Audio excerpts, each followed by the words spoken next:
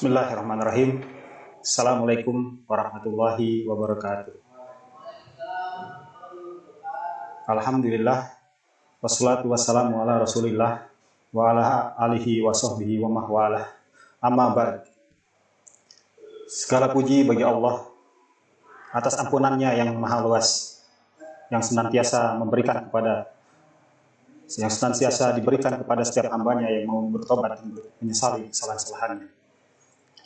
Salawat dan salam semoga tercurahkan kepada Rasulullah Sallallahu Alaihi Wasallam, pada keluarganya, pada sahabatnya, dan orang-orang yang selalu itibah kepada beliau hingga akhir zaman. Bapak Ibu hadirin rahimakumullah,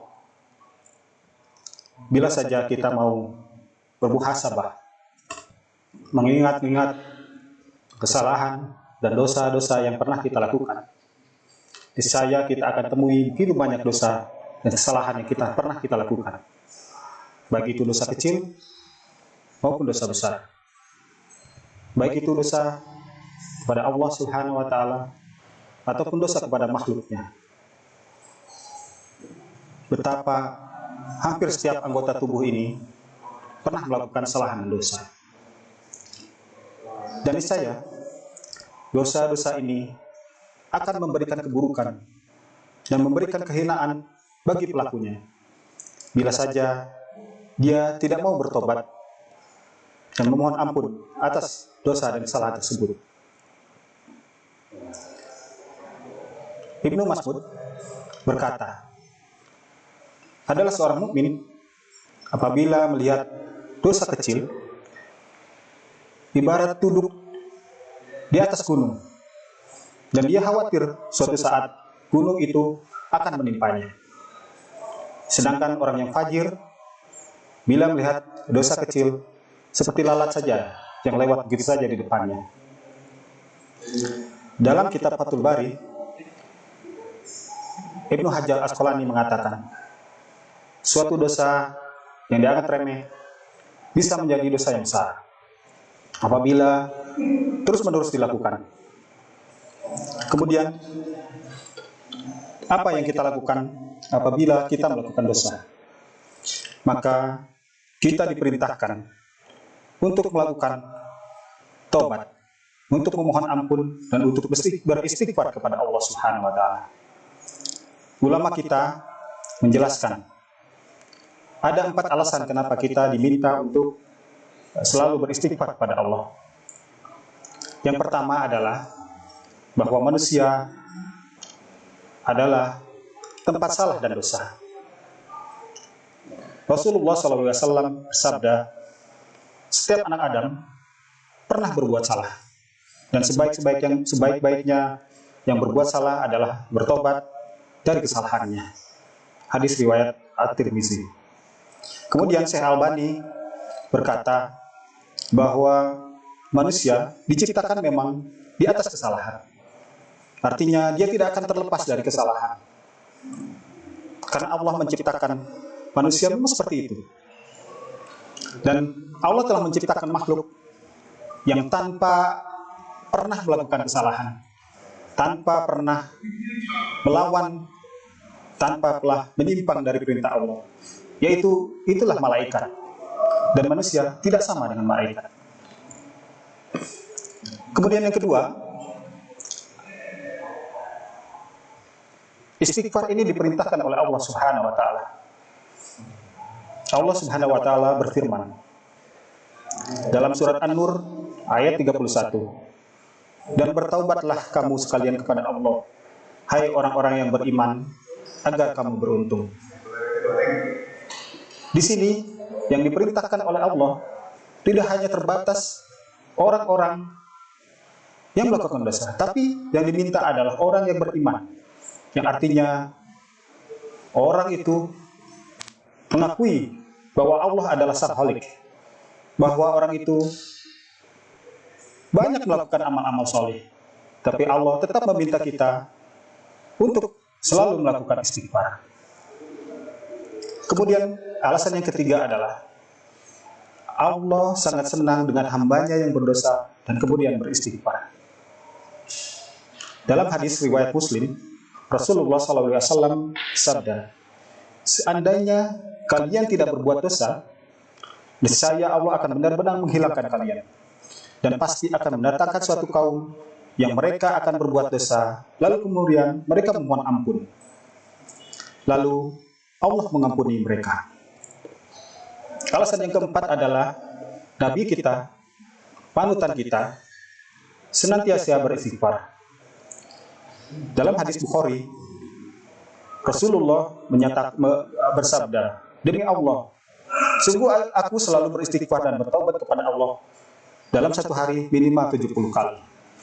Dalam hadis riwayat lain menyatakan minimal 100 kali. Kemudian, Bapak Ibu hadirin rahimakumullah, bagaimana kita melakukan istighfar? Adalah dengan melafalkannya, dibarengi dengan penyesalan atas kesalahan yang diperbuat, berusaha untuk berhenti dari perbuatan dosa, dan bertekad untuk tidak mengulangi lagi di kemudian hari. Kita bisa melafalkan lafal yang diperintahkan dan dicontohkan oleh Rasulullah SAW. Kita bisa melafalkan Sayyidul Istighfar. Bahkan Rasulullah SAW bersabda, bila seorang hamba mengucapkan Sayyidul Istighfar di siang hari, dan kemudian sore harinya dia meninggal, maka dia akan masuk ke dalam surga. Dan juga kita bisa melafalkan doa-doa yang diajarkan oleh nabi-nabi sebelum Rasulullah SAW. Kita tahu ada doa Nabi Adam alaihissalam. Rabbana dzalamna anfusana wa illam taghfir lana wa tarhamna lanakunanna minal khasirin. Atau kita juga mendengar doa yang diucapkan oleh Zunnun, Nabi Yunus, ketika beliau berada dalam 3 kegelapan. Kegelapannya di dalam lautan, kegelapan malam, dan kegelapan di dalam perut ikan paus. Doanya adalah Rabbana dzalamna anfusana wa illam taghfir lana wa tarhamna lanakunanna minal khasirin.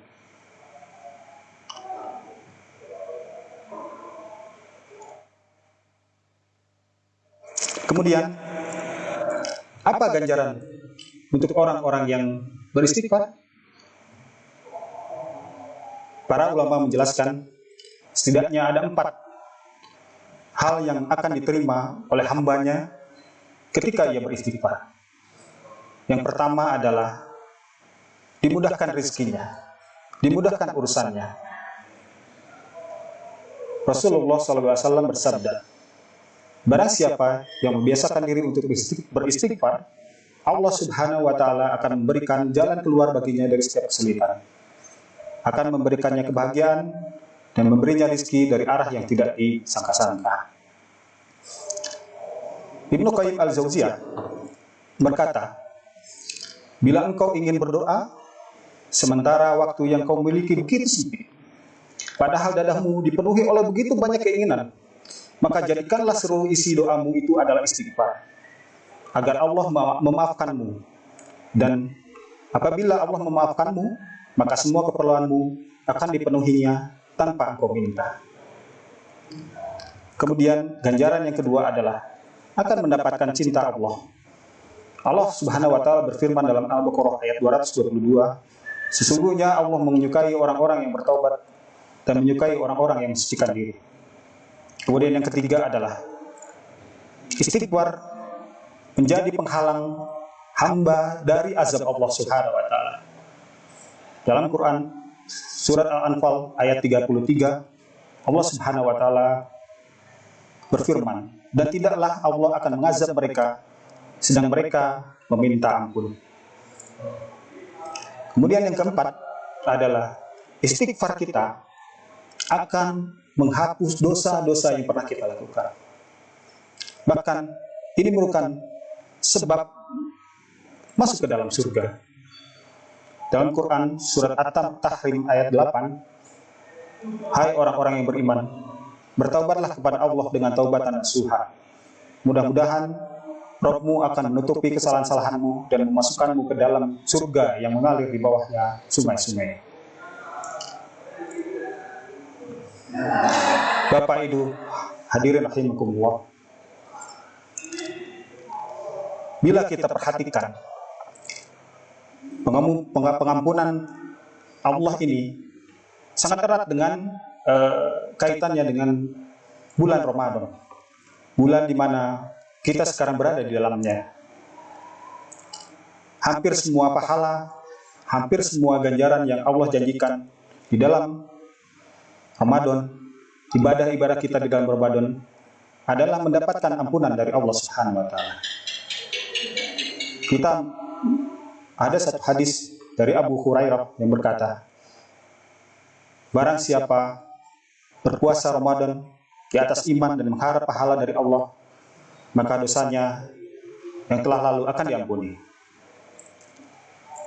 Kemudian, barang siapa yang melakukan qiyamul Ramadan karena iman dan mencari pahala, maka dosa-dosanya yang telah lalu akan diampuni. Redaksi lain, barang siapa melaksanakan sholat pada malam Lailatul Qadar karena iman dan mengharap pahala dari Allah, maka dosa-dosa yang telah lalu akan diampuni. Bahkan ketika kita ditakdirkan untuk bertemu dengan Lailatul Qadar, malam yang lebih baik dari 1000 bulan, kita diajarkan sebuah doa ampunan. Aisyah radhiyallahu anha berkata, aku pernah bertanya kepada Rasulullah SAW, yaitu ketika saat ada suatu hari bahwa aku tahu bahwa malam tersebut adalah Lailatul Qadar, lantas apa doa yang mesti kita ucapkan? Rasulullah SAW bersabda, berdoalah, Allahumma innaka afuwun tuhibbul afwa fa'fu anni. Bapak Ibu hadirin rahimakumullah, maka marilah kita sama-sama di sisa hari-hari dan malam-malam Ramadan kita yang akan kita tempuh dalam 2 hari, 3 hari ke depan, kita maksimalkan. Kita isi dengan istighfar di setiap harinya, di setiap waktunya, dimanapun kita berada.